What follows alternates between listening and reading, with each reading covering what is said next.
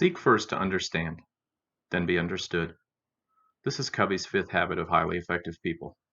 More importantly, it's perhaps the most important practice you could engage in if you're interested in having an impact as a leader. The words of this habit center around understanding. The sequence is also critically important. Personally, I need constant reminders that step one of this habit is all about taking in information. My tendency is to rush to the second part of the habit, being understood, which usually results in me speaking before I have all the critical information. Much to practice for me. For this module, we'll focus on just the first part of the habit, what it means and what it takes to gain a deep understanding. In later modules, we'll focus on how to respond courageously to what you've come to understand. Understanding, like all other Covey habits, begins with self. The first resource in the campfire is a 2014 blog post by Elena Aguiar. She's reflecting on a pivotal moment in our nation's history, unfortunately not much different than the one we are in now. She's calling on us to search within to determine if we have what it takes to be coaches for equity. If we do, then it should be evident in all of our actions. If we don't, what is it we need to become this, and what proactive steps are we taking to make it happen? There is no longer a place to simply say, I just don't know what to do. Understanding others is at the heart of coaching. The most important sense you'll use for this is your ears.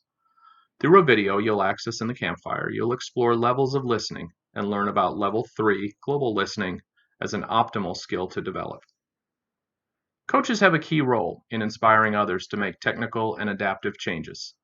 Your commitment to being a coach for equity will live heavily in the adaptive realm. It must be supported by an equally deep understanding of shifts and trends in the profession that will add precision to your coaching. We will get to equity and equitable outcomes within education through recognizing, supporting, and installing these shifts in all of our learning spaces. There's plenty to be innovative and experimental about in the equity-centered classroom. Our job is to ensure that innovation happens within the guardrails of research and broad-based science. An optional resource in the campfire is the One Economy State of Black Polk County report, compiled in 2017. If you haven't accessed this resource, we encourage you to do so in the interest of understanding a little more about the community you serve. Our prediction is that it will challenge some assumptions you're making and challenge some perceptions many people have outside of our state about quality of life in Iowa. Reports like this and the realities behind these statistics can and should be just the call to action that inspired Elena Aguiar in our first resource. None of this will happen just because we read some articles or watch some videos or post some tweets. It will happen because we take action, driven by our paradigms, relentlessly in pursuit of equity. Please share in the watering hole if or how your understanding has grown through this module and how that growth may have influenced your original See Do Get story.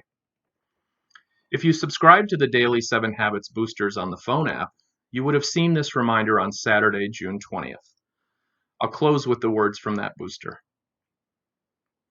Writing or reviewing a mission statement changes you because it forces you to think through your priorities deeply, carefully, and to align your behavior with your beliefs.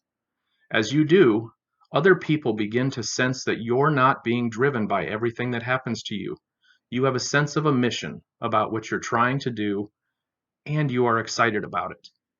Please use this module to continue with your mission. Get excited about the opportunity in front of us, and enjoy these weeks ahead as you recharge and re-energize. Thank you.